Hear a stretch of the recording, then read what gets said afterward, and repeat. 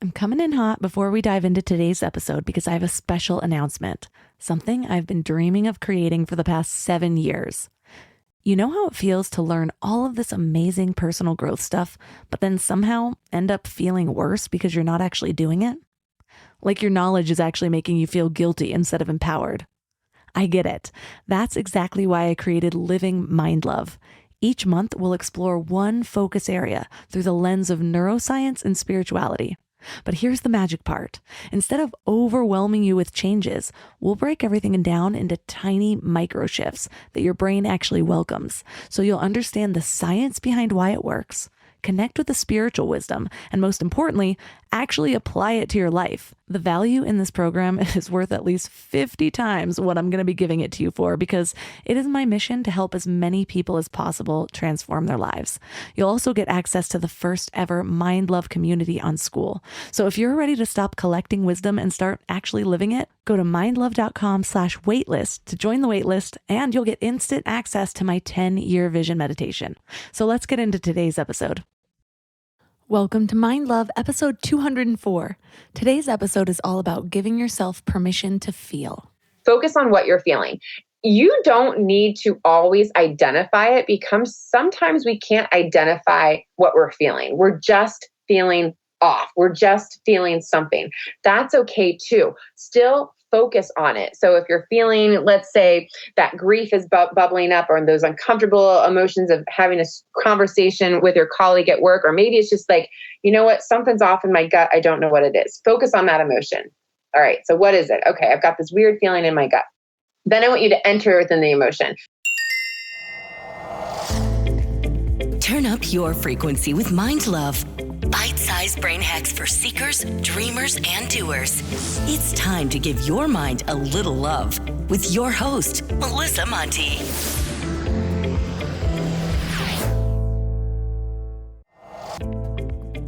If you haven't subscribed yet, hit that little button. Subscribing, sharing, and 5-star reviews are really a great way to give back if you love the show. They help the show climb the charts, which helps me get even better guests. Today, I would like to share a short and sweet review from Zoe Robbs, who says, "I love this podcast. It has definitely changed my life, and every subject is so apparent to me. Thank you." Well, thank you, Zoe, all the way from the United Kingdom. Your review meant so much to me. And now on to the show. Do you make a conscious effort to feel your feelings? Really think about that question and be honest with yourself, because it's not as obvious as you might think it is. If you would have asked me this question a decade ago, I would have said, well, yeah, of course I feel my feelings. I have no choice, especially when my feelings are sporadic and overwhelming breakdowns that are impossible to ignore. At the time, I thought that because I had feelings, especially my big feelings, that I was feeling them. And I sort of was. Like I said, I would have these big breakdowns where all I could feel was my pain. But at the same time, I was doing everything in my power to numb those same feelings. Party drugs, prescription drugs, alcohol, food, social media, even just keeping myself busy or avoiding being alone. But even so, the breakdowns came. What I didn't realize at the time is that even though my body was forcing me into submission, I was still resisting. I would either be trying to speed up the breakdown by distracting myself, or I would just sink into the sad story, the woe is me mindset, where I'm the victim of my circumstances and just how hard I have it. Usually this would lead to me crying even harder, like straight up having a toddler tantrum alone in my apartment. On one hand, it was not a bad thing that I was actually releasing emotions, but on the other hand, I didn't realize that feeding the story wasn't the healthiest way to do that. By feeding the story, yes, I was releasing emotions, but I was also building up new ones as I went. It's kind of like trying to drain a bathtub with the faucet still running. Depending on the strength of that stream, you might be filling up the tub faster than you're draining it. Well, the same goes for our emotions. If we're feeling our feelings by sinking into our victimhood, we're likely building up more emotions than we're releasing. I'm gonna be honest, I still have big, giant toddler cry sessions. Only now I know how to focus on my body. I think of it kind of like a therapeutic session, kind of like anger releasing practices where you get a bat and you just smash it, only with less cleanup. Well, our body carries trapped emotions. If we don't constantly release those emotions, they will find a way out, only in ways that we have even less control of. So they might come out by random breakdowns or by lashing out at people that we love, or it could manifest as depression or anxiety.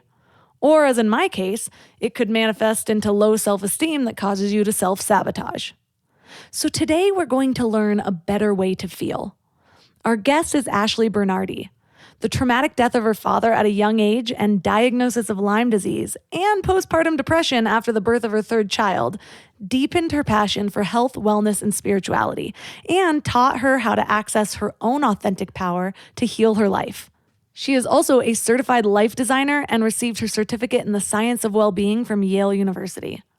So 3 key things we will learn are how to move through your emotions with the FEEL framework, how to get your body in balance after physical trauma, and the power of primal breakdowns.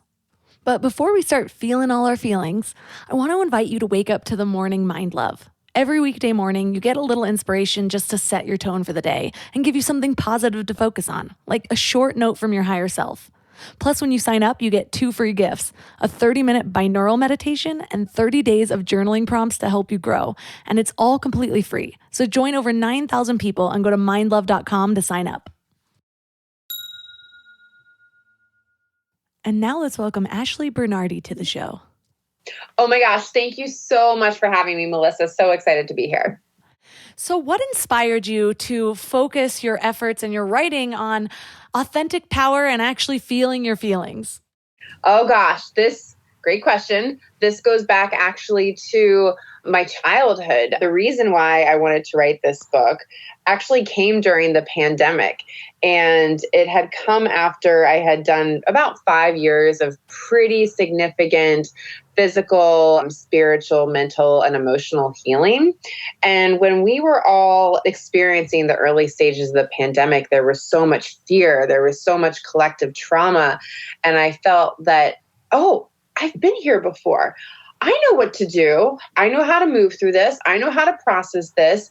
And so I started writing my story of dealing with a childhood trauma, which is that my father died in front of me when I was 11 years old. I tried to save his life. My sister, who was 9, tried to save his life, gave him CPR. I called 911. My mom was there. And he ultimately died, and there was nothing that we could do. He suffered from a sudden death heart attack. So that trauma changed the course and direction of my life. For 27 years, I did not deal with my feelings. I did not tell people I lost my dad, and no one knew. Buried that. Instead, what I did was buried those feelings of grief, sadness, despair, and it all just was buried in my body. But of course, that's not how the body works. It came out in other ways, like people pleasing, lack of boundaries, destructive relationships, work addiction, alcohol addiction. There were so many negative consequences of not dealing with my feelings. And it wasn't until the universe knocked me over the head with another trauma in my mid-30s. I had delivered my 3rd healthy baby girl and started getting flu-like symptoms every single day. It was a mystery illness that went undiagnosed. On top of that, I was diagnosed with postpartum depression. While I was going through that treatment, it was discovered that I also had Lyme disease, which is why I was feeling so horribly sick. And I mean, when I say horribly sick, I could not care for my children. I could not care for myself. I had lost so much weight. I had encephalitis in my brain. I had multiple trips to the hospital, taken by ambulance. I had lost feeling in my fingers and my legs. I couldn't eat anything. Everything just went right through my body. I lost control of my bowels. I mean, I could go on and on with the symptoms. And there was a point in the despair that I was feeling where I just got on my knees and was like, God, take me now. If this is what it's going to be like, I don't want my kids to see me like this. But that's really when I got on my knees and started praying, like, okay, take me now or show me the way, heal me. And there was that moment where I was like, okay, if I'm going to live like this, I'm really going to try to heal myself. And it was a spiritual, emotional mental, physical experience. And that what I learned is that all that trauma that I had been bearing for 27 years came out. It was like coming out through Lyme disease. It was coming out through physical places. And so I started addressing my traumas. I started addressing the loss and the grief that I had felt for my father. And it came out in some really beautiful primal ways of screaming and crying. So I talk all about this in my book.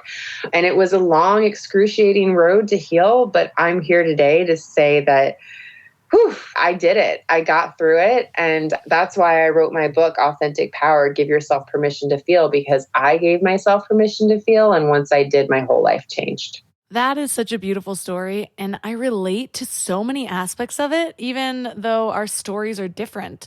My dad died, and it was the opposite of in front of me. I was supposed to be there, and I chose not to go. And then he died of lymphoma.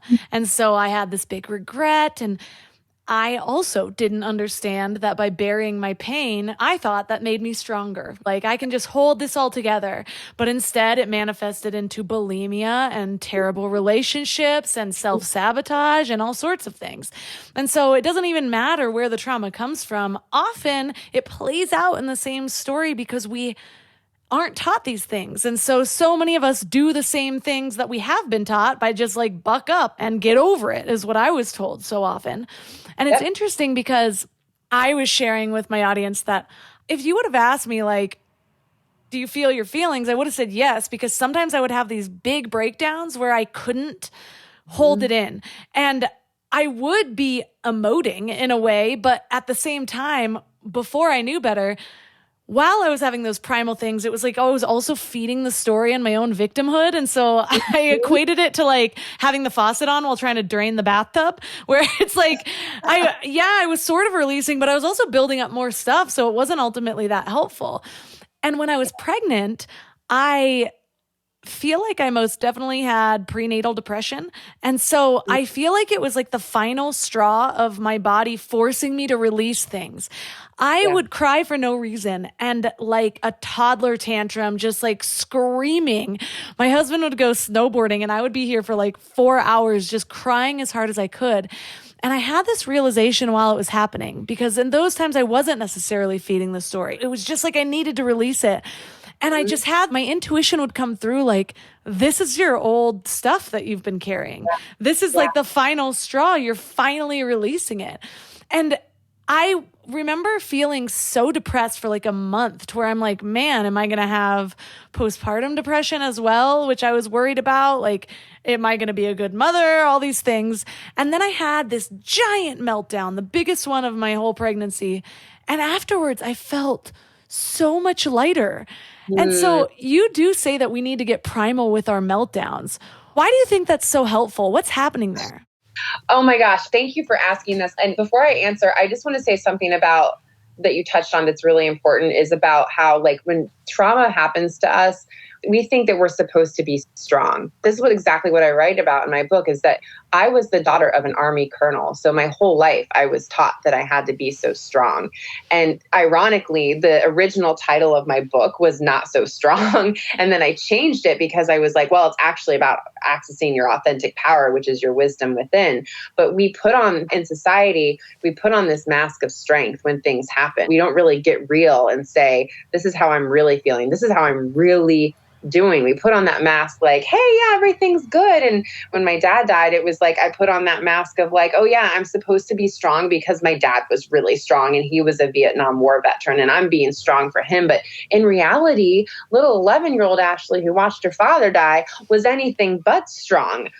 It was when I came to that realization in my mid-30s, like, oh my God, I don't need to be strong. I need to feel my feelings, is when everything started coming out. So going back to feeling your feelings, those primal emotions are so important. So I learned about this from Dr. Jamie Hope, and she is an ER physician in Detroit. And part of my book, it has my memoir, but I also interviewed over 24 experts on really how I healed my own life. Dr. Jamie Hope and I had this amazing conversation about getting primal with your meltdowns. And so she's like, okay, cavemen, what did they used to do? Scream and like punch things and like hit their chest, kind of like what apes do. We don't do that anymore, but that's an energetic way to release your emotions. And there's actually safe ways that we as humans can do it now that we're not accessing. So what she recommends is something called your stress hard and your stress toolkit. So what can you do to stress hard? Dr. Hope recommends a couple things that I love talking about. So the first thing is dish therapy. Have you ever heard of dish therapy? No, but I'm excited. Right.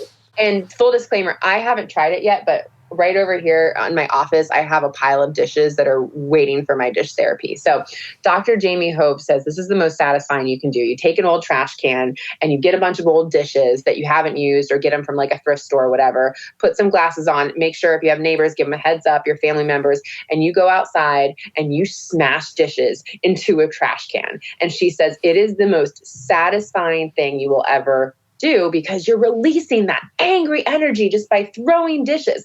But if you don't have dishes or you think that's like weird, you don't have to do that. There's other ways that you can stress hard. You don't even need anything. It's about maybe it's punching a pillow or punching the air or getting it out in kickboxing. She has something also called that she recommends called a damn it doll. And it's a doll for adults that you can just like whack against a wall or a bed or a pillow and just release that energy. For me, another amazing way to stress hard is to scream. Those primal, like, have you ever like just yelled out like this, a massive scream? And I know you're a meditator and everything. So when I do this, it's like, I feel high on life. It is like I have been rejuvenated and lifted. Those emotions are there for a reason. They're also there to get out. So why not scream, right? It feels so good. But then there's also ways you can stress soft. And maybe that's through breath work and meditation and breathing. And so that's where I learned about having a hard and soft stress toolkit in my back pocket for moments when I'm feeling like I need to release my emotions. And I'm going to do it in a primal way and in a safe way. So that's what releasing our primal emotions is all about.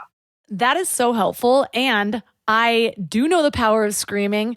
I cannot remember where I first read this, but I talked about it in a really earlier episode about just screaming in your car when you're in traffic. It's awesome because no one can really hear you. And even if they do, they don't care and they're going to drive by any second. So, and there was a show I was watching that they used to go into the subway and scream when the subway went by. But there's something about that. It gets like into the gut. It's guttural.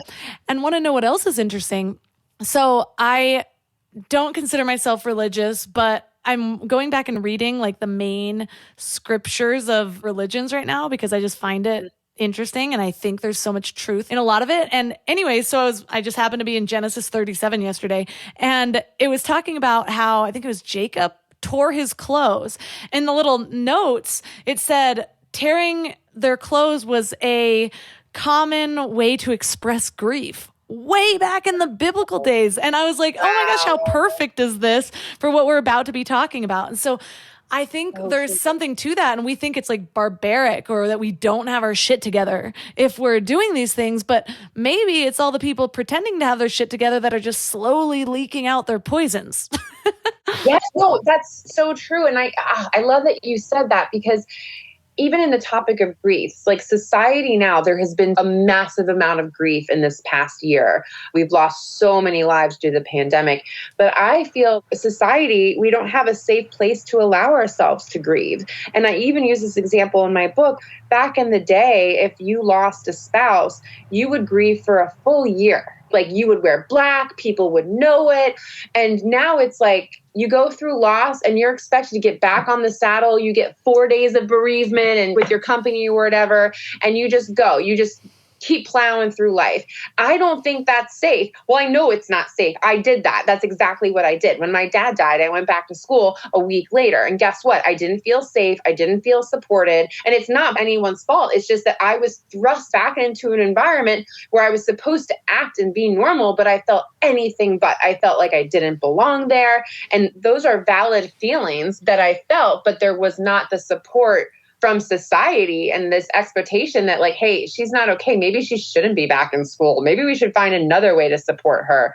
And that's still true today for any type of grief.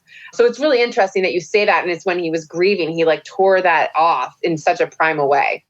Yeah. And I don't know about you, but I was told after a time, it's time for you to get over this. And so not only was it not supportive, but it created a situation where I began to create a self-belief that further didn't serve me, that I was the kind who couldn't get my stuff together, that I was broken, that I was irresponsible, or that I was wallowing. And the funny thing is it did lead me to wallowing. Like, I can look back on that time and it was almost my rebel spirit being like, fine, I'll show you how much I won't get over this. And I could feel myself even almost using it. I still have confusion when I think back to this, because I know there was a part of me that used it as an excuse. And then I know there was another part of me that was doing all I knew how, which was whatever seemed the easiest, which was self-sabotaging and numbing and doing all those things that we weren't supposed to do. But I was just dealing with it by myself, not sharing what was going on internally. And so I thought it was a unique situation to me. And that brings me to, you did interview 20 experts on healing from trauma. So you were able to kind of compare your situation with experts on how they either teach people or have dealt with their own traumas. What did you learn?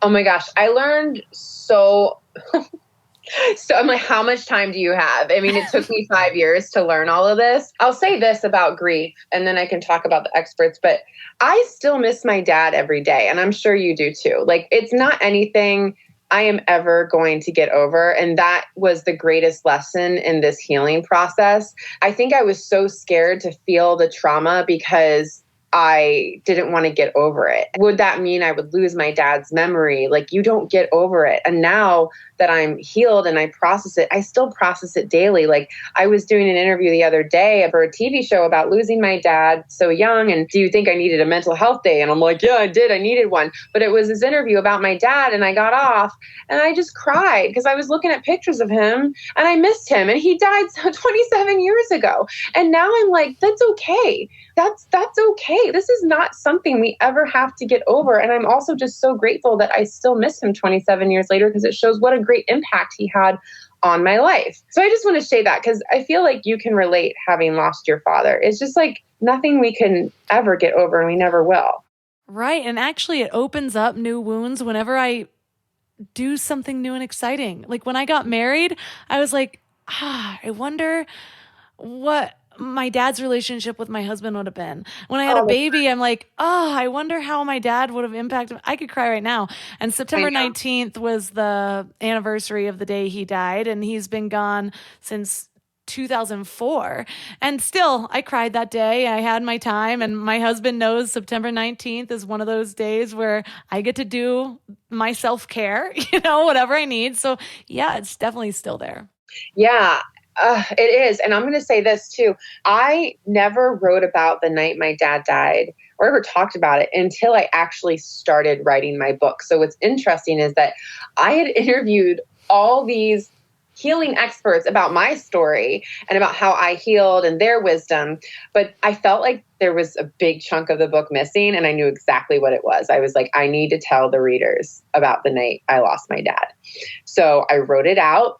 And I'd never done that before. And I had such a profound release of grief, just sobbing, shaking, called my husband at work. I was like, you got to come home. Reached out to a girlfriend and was like, this is what just happened. And it was so incredibly hard, but it was so beautiful at the same time.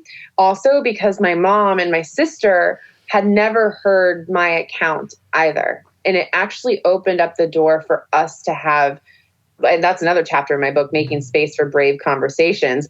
Having a conversation with your family and their account of the night you lost the most important person with you is the bravest conversation I've ever had with my family. And I did it recently. I didn't do it after he died. I did it 27 years after he died. So I guess I just wanted to say that, because writing out that story was probably one of the most healing things that I could have done in my healing process in 5 years. And it was also the last thing I did to finish this book. In the book, yes, I have amazing experts. So I have interviewed everyone from my life coaches and energy workers that I've worked with to my spiritual mentor, Leanne Taylor. I interviewed my friend Dan DeLuca about healing and the arts. And because I'm a former dancer, I still love to dance, but I used to dance, and just about how art in general has always been a beautiful way to me express my feelings and heal through my grief. For me, it's dance. It could look like anything for anyone. I also interview my friends Annalise Richmond and Kushal Chotsky with The Art of Living. And I've gone through breathwork courses through them. And I don't know, for your listeners, I'm sure there's many listeners interested in breathwork, but doing breathwork has been one of the most healing things that I've done. Just like learning to pause and putting my hand on my belly, or just any sort of breath work, hand on my heart, has allowed me to slow down, especially for someone who's like type A business owner, former work addict. Just that's been an incredible healing mechanism too. So that's just a sampling of some of the amazing experts that are my friends and share their incredible wisdom in my book and have helped me heal along the way too.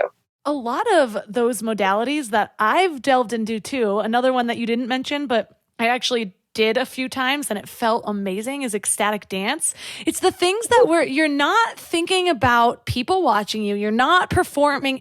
For me, at least, I know performance can be a way, but for me, it's when I'm not worried about what anyone thinks, I'm not performing, and I'm just expressing whatever that is. It could be a guttural sound or moving my body sporadically or just like getting into these places. That's why I like breath work so much, is because it gets into these parts of your breath that you don't use just by breathing like a normal human. You know, you're like, man, there's probably some stuck air in there from 1988. It's so true.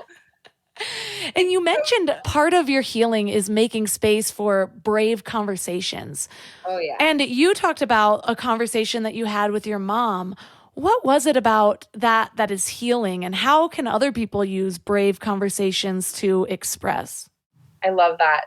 For me, my brave conversations are around the topic of death. For you, your brave conversations may look different. Mine, because I lost my father so young, I lived with the anxiety of losing another family member. My mom, and at the time it was my mom and my sister, and now I have a husband and 3 children. So the post-traumatic stress disorder of loss for me is very real because of the loss I experienced early on. But what I learned from my friend, Dr. Martha Callahan, who is a naturopathic doctor and wrote the book A Death Lived, and it was about her husband's beautiful journey of death and how we can actually make the conversation of dying not scary. It can actually look really beautiful. And for me, having a brave conversation is about having conversations with my family members about death and dying, and how we can actually make it a beautiful process and not a process that has to be scary. Because for me, when I lost my dad, it was really scary. Even still, I get chills like thinking about the process and the sudden way that he did die. And if we can have these conversations, my husband and I talk about it. Like when I die, he wants to be like put in the grass and in our backyard and just making it really beautiful. We celebrate births. I'd love for society to become more accepting of celebrating death and not seeing it so much as this scary ending, but this beautiful compilation of life. But I think in order to get there, we need to start talking about it more. So making space for brave conversations. And that's where I interviewed Dr. Martha Callahan in my book. And so step one was me talking to my mom about like, what is this going to look like for you or my sister or my husband? And like, how do you want it to look? And it could be as simple as writing a letter to even yourself. Like, what do you want the end of your life to look like? I'm just using death as an example because, again, this has been front and center in my life for so long. And it's been a great, great fear of mine ever since my father died. But it could be any sort of brave conversations. It could be conversations with your kids, with relationships, with your colleagues, with your mentors. And it's all about really making space for it. For me, it starts with like letter writing, and nobody ever has to see it. If it's just you. But I think starting to get it out on paper and from your brain and for me, it's like, what do I want my end of life to look like? It actually makes it feel safer and more accepting of it too. Right. What was coming to mind for me, I've had a number of different traumas, and for some reason, the one that was popping up was my sexual assault. And I think that brave conversations are such a big part of healing because when we are holding in our grief, It's a very isolating thing. Not only that, the stories that we're telling ourselves just get built up like this armor that creates an even bigger disconnect from other people. Ironically, I feel like I started to get the most healing from sharing my story on my podcast, actually, because there was a long time that I didn't even realize it until I started sharing that I was, from day one that happened, I was worried what other people would think. I was worried that people wouldn't believe me. I was trying to sort things out in my own mind. I was worried that I would be outcasted because he was popular. Whatever the fears are, and they're going to be different for everybody. And it just built up this armor that I was alone, that nobody would understand. And so when I finally got it out, and sharing on my podcast made it easier for me to then actually have a deep conversation with my mom, which I didn't even know I was scared to do until I got it out. And so on the podcast, it's like no one's talking back. I was able to release that without the fear of somebody else's facial expression or the first comment they would make afterwards or whatever. And then that strengthened me enough to actually go talk with some of the people that were there at the time. Not there, but would have been my support system if I would have let them in. And it made me realize that I just needed to express. And it's funny because I think there were different times where the response, like I could feel myself bristling almost with the response. Yeah. And I was like, oh, that's why I needed to get it out. I need to express it in my way, my truth, regardless if there was this truth or but that, or if you wouldn't have put yourself in this situation or whatever it is. And I know that one of your main teaching points is the importance of connecting both with yourself and others. Yes. How did that help you find healing?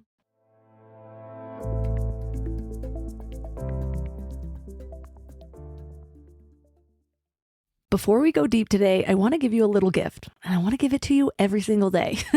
It's called the Morning Mind Love. I know how life can be. You're all fired up after an inspiring episode, and then a new day or a new challenge comes at you, and it's just hard to keep up that energy. Well, the Morning Mind Love is kind of like an oracle from your higher self to help you start each day with a positive focus. Plus, when you sign up, you get 2 free gifts, a 30-minute binaural meditation and 30 days of journaling prompts to help you remember who you truly are. And it's all completely free. So join over 9,000 people and go to mindlove.com to sign up, or text the word morning to 33777. Let's talk about legacy for a minute. We're all working so hard on personal growth and building better lives and creating something meaningful. But how do we protect everything we're building? Look, I know life insurance isn't the sexiest topic, but it might be one of the most loving things you can do for your family. We kept putting it off. It's funny how things never feel like a priority until you need it, which is the total wrong way to approach life insurance. But now that we have kids, there is no way I'm taking a chance that they won't be taken care of if something happens to me. So suddenly, this was our number one priority. And SelectQuote makes it surprisingly simple.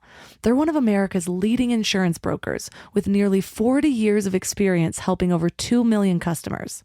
What makes them different is just how personal it is.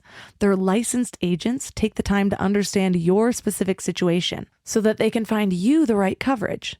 We're talking 15 minutes to get exactly what you need. And I love that they actually reward you for all the self-work you're doing. So if you're in good health, you could get same-day coverage for up to $5 million.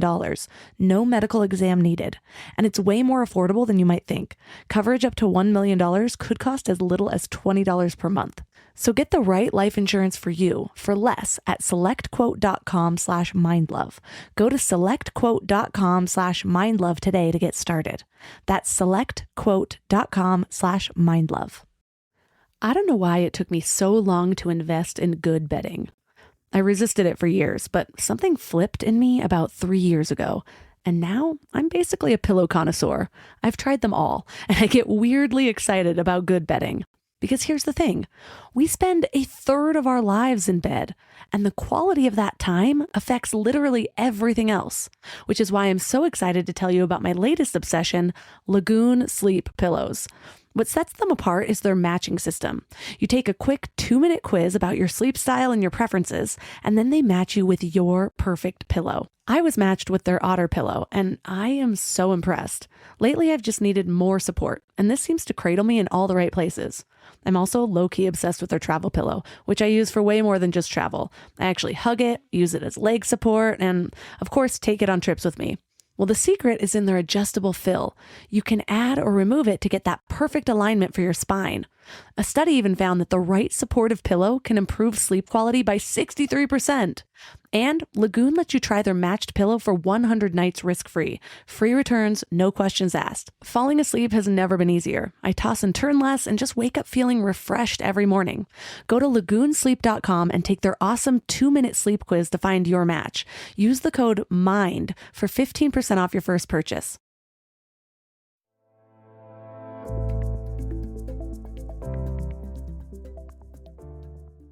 One of your main teaching points is the importance of connecting, both with yourself and others. Yes. How did that help you find healing? Oh my gosh. Well, wow. I mean, just like your story, I can so resonate with that feeling of loneliness and isolation. And very much like you, Melissa, it wasn't until I started sharing my story did I not feel so alone. Did I actually feel I was healing? And oh my God, God forbid, helping someone? And also, I'm not the only one who's gone through this? What do you mean? I felt so lonely and isolated as a child because I never wanted to talk about it. And this goes back to why I had very destructive habits and personality traits, because I was just burying it. What I learned, and I'm an introverted extrovert. I love people, but I also love my alone time. So I learned two things. I learned through my healing process that I love hanging out with myself. I'm pretty fun by myself. Like, I'm really, really fun by myself. I love drinking my hot cocoa and reading in a good book and listening to classical music and going out in my garden, connecting with nature, and just really connecting with Ashley. Like, I am fun. And I affirm that with myself too. I used to be afraid to be by myself. And I used to be a people pleaser because I didn't like myself. I mean, I could go on and on about that. But then the other thing I learned while I was healing was, okay, I love being with myself, but I love connecting with other people. And it was actually when I started sharing my story of Lyme disease and postpartum depression. We hadn't even gotten to my dad yet, that people started reaching out to me and getting curious and offering help and saying, hey, I actually know somebody else going through Lyme disease, postpartum depression. Would you be willing to talk to them? Yes, absolutely. Let's talk. And having connections in that way, creating a safe space. And I want to say this though, connection is so important, but you have to make sure that it's an authentic, loving, and empowering environment for you. I did at one point join a Lyme disease support group, but I found that I don't want to be here. I want to be around people who are healed and people who are wanting to heal. And so I read all the most empowering self-development books that I could. I learned about the law of attraction. I read Tommy Hilfiger's daughter. She wrote the book Bite Me. She healed from Lyme disease. That's really what started my interest in the law of attraction. And I was like, oh, I can actually manifest my healing. Let's do this. And so I started getting in that way. And suddenly more people that were like-minded in my new beliefs, I started surrounding myself with that and I started healing. So there's just so much power in connection, connecting with self, connecting with others, joining communities. I joined a choir while I was healing because I felt like I wanted to sing. I can't tell you why. I just really wanted to. So I joined a choir, and those connections I made were so incredible. I've joined entrepreneur groups to just be around other like-minded entrepreneurs. I'm a member, not even member, but I have so many like-minded friends who believe in the power of manifestation, and they're spiritual, not religious. And it's just being able to connect with those friends, whether it's on phone, audio, text, email, whatever it is daily, has just inspired me and lifted me up. So I talk a lot about that in my book. I interviewed a couple of friends. One of them was Dr. Jamil Zaki, who's a Stanford psychologist who wrote a book called The War for Kindness, and it's a book about empathy. That book was so powerful and healing for me as a person, and our society all needs this right now. But kindness, doing things for other people, even if you're sick, gets you outside of your victim mindset that's so easy to be in. Trust me, I was in victim mode for a while. I was like, woe is me. But when you start doing things for other people and stepping outside your own world, and whether it's like making a meal or checking in or even praying for someone, it doesn't have to be an outward act of kindness where you get thanked for it. It could be taking time to just pray for someone and send them healing thoughts and support. That makes all the difference too. I have a lot to say about connection, and also in my day job is I run a PR firm. So I am a natural connector, but it's also just such a healing power that anyone can use too.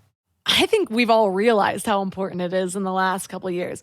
There's like a split group, the people who have realized, oh my gosh, like I can't believe this is what life is without connection. This sucks, versus the other people that are like hermiting, their depression is deepening. That doesn't mean it need to be going out and doing something like ecstatic dance or like these big social events. It could be like texting your bestie or like having a real conversation. So I think connection, it takes the weight of our trauma off of just ourselves, and it kind of shares it with everybody else who's gone through what we have and just makes our load a lot lighter. But I want to go deeper into your feel framework that helps us move through our emotions. Can you share about that? Yes. Okay. So this framework came to be in 5 years of healing. Once I was like, okay, I really figured out how to move through my emotions. I had done it a million times. I've done a ton of therapy and energy healing and just figuring it out through myself. And so when I sat down one day and I was like, okay, here's what I do. I do this, I do this, I do this. And then I was like, oh my God, it literally spells feel. No joke, this spells feel. And I was like, oh! And so I got so excited. And I was like, I can't believe this. I figured something out. So empowering. So the feel framework is a framework that I've used to, one, give myself permission to feel, but also move through any emotion that I'm feeling. And that can be an uncomfortable, messy feeling. It could be grief or trauma, like those yucky feelings that you don't want to process, or it could be happiness. It could be excitement. It's anything you're feeling that you feel needs to be addressed within your body. And you can do this through a meditation. You can do it while you're in the car. You can do it anywhere. It can take as long or short as you want. It's just the fact that there's a framework that I've discovered that has helped me that I'm hoping can help others. So how to feel, look at me, I'm like getting my tongue tied. How the feel framework works is first you focus on that emotion. Focus on what you're feeling. You don't need to always identify it because sometimes we can't identify what we're feeling. We're just feeling off. We're just feeling something. That's okay too. Still focus on it. So if you're feeling, let's say that grief is bubbling up, or those uncomfortable emotions of having a conversation with your colleague at work, or maybe it's just something's off in my gut. I don't know what it is. Focus on that emotion. All right. So what is it? Okay. I've got this weird feeling in my gut. Then I want you to enter within the emotion. So this is the part that gets uncomfortable. You don't ever want to address these yucky, messy feelings, right? So you get uncomfortable, but you go into that emotion. So enter into that emotion. So you can do that closing your eyes, meditating. Again, you could be walking, you could just be sitting there. Okay, I'm feeling this weird sensation in my gut right now. Okay, why is it? I'm like a little bit off. I had this weird conversation at work and it's not sitting well with me. So enter within that emotion. Next, experience that emotion. So what is that emotion calling you to do? And this goes back to those primal emotions. If you want to scream, let it out. If you feel like punching something, do it. If you need to sigh, let it out. Get it out in some way. Experience it. If you need to cry and you feel like the bubbles of tears coming up, let it go. Just allow your body to release in a physical way, just whatever it is that you're feeling. And also, if nothing comes up, that's also okay. Because I will tell you this is a muscle that takes flexing multiple times. You don't just go through a feel framework or go through addressing trauma and expect for all the tears to come out and then you're done. Because some people, like the first time I was like, man, I don't miss my dad. Yeah, I move on. But at least I had the awareness that I missed him. That's step one. So experience whatever you experience, and that's okay. And then the last part is L. Listen, learn, and love that emotion. Listen to that emotion. What is that feeling trying to tell you? I feel feelings and emotions are here for a reason. There's lessons within them.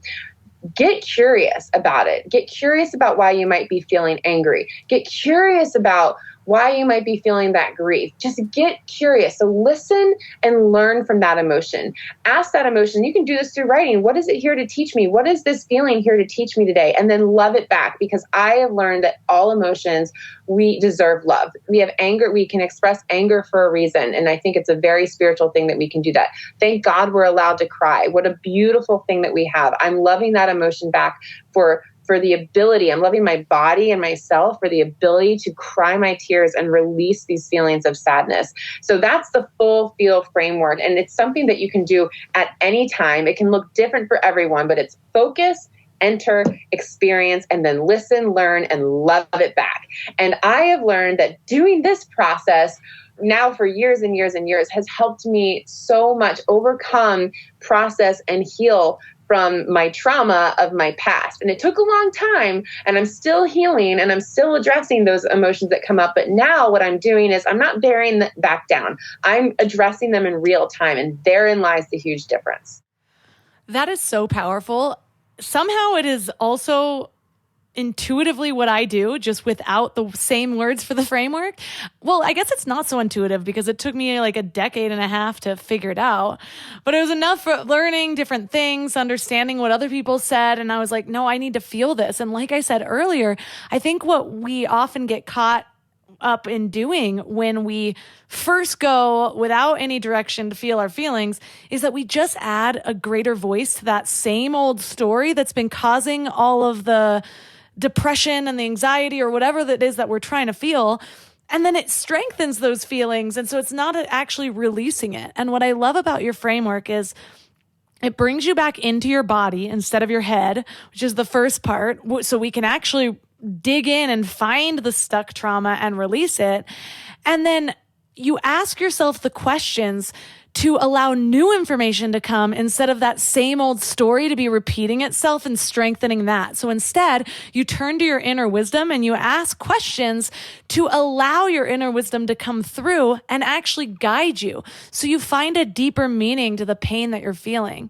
But one question I do have for you is, a lot of the trauma that you experienced in your 30s was physical. And so I know that with physical trauma, there's so much that can happen where we viscerally react to things or we resist things without even mentally understanding that we're doing it. How did you get your body back in balance after that physical trauma? Well, first I want to say, having gone through a physical trauma now, I have so much empathy for anyone experiencing a physical trauma, because it is so painful. And what was so maddening about my own physical trauma was that you could look at me like you're looking at me right now, and you would have no idea what type of pain I'm in.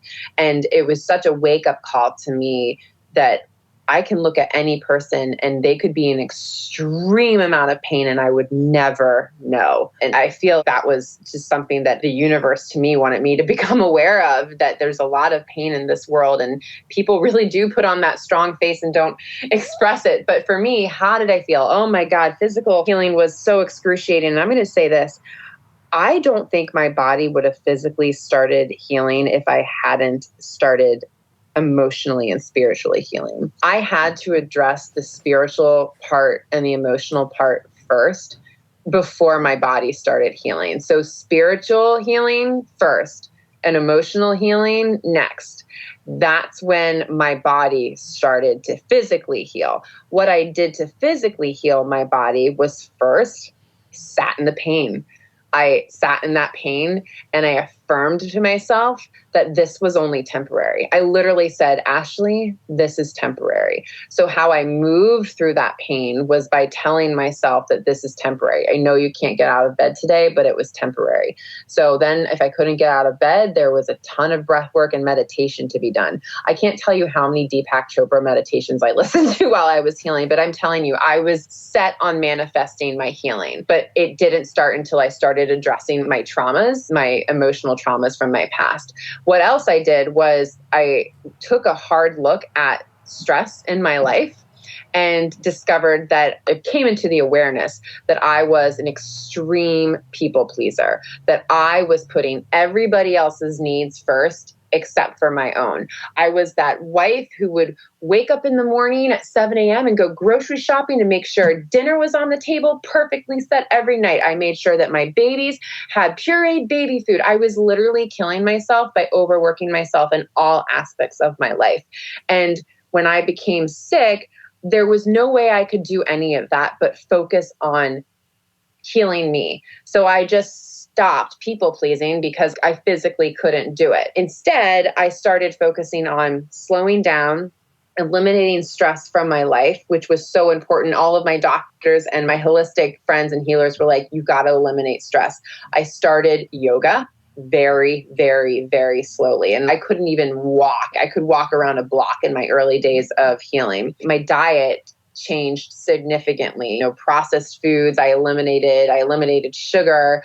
I eliminated mostly breads and flours because I wanted to start fueling my body with things that from the earth that were good for me, and also herbs. So I started taking a lot of herbs and vitamins. Again, slow process to re-nourish my body. There was like B12 and cat's claw and L-lysine, and I'm a big fan of medical medium and herbology. And so I started taking a lot of herbs, and that took about 1 full year to physically heal. And then, of course, because it was Lyme disease, I got a PICC line, so I had to have IV antibiotics. And because it was postpartum depression, I had other medications that I was taking too to help me get out of this despair. So what I want to say is that there was no one perfect approach. It was many different modalities that helped me, and I integrated them all into my life. There was a combination of Eastern medicine and Western medicine. I would say probably 70 Eastern, the rest Western, and the Western being the antibiotics and the medication I had to take. But I want to reiterate that none of this physical healing would have happened if I had not first addressed what spiritually, emotionally, and mentally needed to happen too. That's such a good point, because I think sometimes we focus all in on one side or the other. And for me, when I had prenatal depression, one thing that I found very interesting was there was a period of time where I just couldn't eat. I was nauseated the entire 9 months pretty badly, but then there were certain times where I couldn't eat anything. There was a whole month where the only thing that I could manage to swallow was like bread and tomato sauce, which is crazy because apparently the tomato sauce was just making my acid reflux way worse. But anyways, that's neither here nor there. Well, I was eating like these little processed things, which I normally don't eat, and wondering why my depression was so bad. And it was interesting because when I actually was able to eat a normal meal, so much of my emotional feelings started to clear up. Not all the way, but I was then able to actually focus on them. But I could feel, and I knew, I'm like, I feel like crap because of what I'm eating and also the hormones. I think we need to look at the big picture with everything. Everything is connected and one thing affects the other thing. So thank you for clarifying that it's never just one thing. And the final question I want to ask you, because we did talk about connecting with people. We also talked about being a people pleaser though. And I am an empath. And you talk about the role that empathy plays in owning your authentic power. But I'm wondering how you define empathy and the balance of that. Because for me, I can empath a little too hard. And then I can try to protect myself by closing myself off. So how do you use empathy? Us empaths, what I've learned is that we need to protect ourselves. we need to have very firm, strong boundaries in place. And I have learned that the hard way because I am such a people pleaser and I feel all the feelings that everybody has, and clients at work are upset about something. I feel it. I get so down and dramatic about it, right? A couple of things that I do, a meditation, like a protection bubble meditation in the morning, just to like put a shield around me. My feelings are my own. Others are somebody else's. Those feelings are not my feelings. And then something else that I've done is, because boundaries has been a work in progress and a constant struggle for me that I fully admit, I have team members in place. Well, my husband's one of them, but also my assistant at work. I tell her, you are my boundary setter. You are my gatekeeper. It is okay for you to push back when I say, I want to schedule this meeting today. You tell me that I have 5 meetings and I can't take any more meetings. So rallying people around me to be like, hey, if I say this, I want you to put me in check, because really that's not good for my health and well-being, but the empath in me wants it to happen. And so it's really about having conversations with those around you to get that empathetic support, but also protecting yourself too. So at the end of the day, I feel like I need Ashley alone time. In the morning, I also need Ashley alone time to protect my energy. And it's just kind of like shielding myself in a bubble. And then sometimes at night to release energy, it could be taking a bath, drinking a tea, really just like letting that energy, meditating through it too, having just releasing others' energy that may have come upon you during the day. But being an empath, what it means to me is that I feel like I can feel others' feelings, like without anyone telling me. I could look at you and tell you, I see you're stressed today. I see you're this. I see you're tired. And I feel that too. And I want to help you, right? Empathetic people are helpers. There is a fine line between helping, and there's also a fine line between like going above and beyond when it's at a detriment to your health when you're an empath. So you have to protect yourself. And my 2 main ways are doing a protection bubble meditation and then also enlisting support from other people to let them know that you need help in this area, that you want to help everyone, but I need you to support me in knowing that I struggle with this because I am an empath and I need you to help me set some boundaries. Right. And there's power in focusing your attention there. Like, it's hard to discern, or it's hard to process your own feelings, I should say, if you don't even know if they're yours or not. And that was one of the biggest things for me. I'm like, why am I so moody? It's like, oh, maybe I should not hang out with depressed or angry people. Ask yourself, are these feelings my own? That's what I do. Like oftentimes I have to deal with many different, I'm in the service industry in PR. So I deal with many different feelings and egos and emotions. And at the end of the day, if I'm feeling frustrated, I ask myself, is this my feeling or was that the conversation I had earlier? And usually it's not my feeling at all. And then even if by like identifying that this isn't mine, I don't own this, that can be a game changer for an empath too. That's like having that awareness that, okay, this emotion is not my own. Therefore, I'm cool. And just having that framework and emotion, it's really helpful. It's so true. And again, just asking yourself that question, is this mine or is it somebody else's? It opens yourself up to that higher wisdom. And it's just creating the space for your own healing, which a lot of this comes back to. So thank you so much for all of the wisdom that you have on this topic. It took me decades to learn, and I wish I had a book like this when I was trying to figure my shit out. So for listeners that are resonating with you and they'd like to learn more about you and your book, where's the best place for them to connect? Oh, thank you so much. I want to say I wrote this book because it's the book that I wish I had too when I was going through this. You can find me at Ashley, ASHLEY, Bernardi, BERNARDI.com. So it's ashleybernardi.com. And you can find my book, Authentic Power, Give Yourself Permission to Feel, at all the major bookstores, Barnes & Noble, Amazon. And yeah, I hope you enjoy it. And I hope it gives you some healing.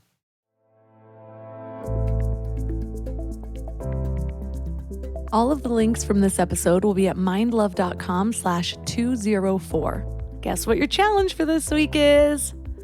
No, it's not to have a big toddler tantrum. Well, unless you need to. It's to give yourself permission to feel, wherever that feeling is leading you. But I would advise you to not sit there and add more power to the story and sink into your victimhood. It's one thing to consciously release your emotions, and it's a whole other to sit there and wallow in your sorrow. They might look like the same thing from the outside, and that's okay because this is an internal process. It doesn't need to look a certain way on the outside. So yes, it might look like a big giant toddler tantrum. It might look like just sitting there in stillness and asking yourself questions. I will give you a little tip though. When I sit there and feel my feelings, it's almost like everything in my body wants to wallow in the sorrow. It's hard to think about anything else. And so instead, bring attention to the physical sensations in your body. And when you do start to think, if you find yourself falling into that victim mentality, instead, ask yourself questions. Where am I feeling this? What needs to be released? What tension can I let go of? Are there hidden emotions that aren't yet being released? Can I access those? You don't need to know how, but sometimes just that higher thought of asking yourself the question will enable your body to do the rest. It'll guide you just like you are following your higher wisdom, because that is exactly what you're doing. So much of my path of following my higher wisdom is just asking myself the right questions and then trusting that what comes through is exactly what I need. So let me know how it goes. Reach out to me on Instagram at mindlovemelissa. And while you're in there, take a screenshot of this episode and share it on Instagram and tag Mind Love Podcast and Mind Love Melissa. That is a great way to support the show. Also, sending this episode directly to a friend is another great way to support the show. Other ways to show your support and to keep Mind Love running is by supporting one of my amazing sponsors. I absolutely love them all, so it's really a win-win if you purchase through them. You get something that you love, and they sponsor me for longer. You can also join Mind Love Premium. This is where the whole Mind Love community is. You can join by going to mindlove.com/premium or join right in the Apple Podcasts app. And finally, a great way to support the show is by leaving a 5-star review on Apple Podcasts. And if you do, I just may read your review on the show. And that's all for today. So thanks for giving your mind a little love today, and I'll see you next week. Thanks for tuning into Your Higher Frequency with Mind Love. Head to mindlove.com for a free gift to keep your vibes up until next week.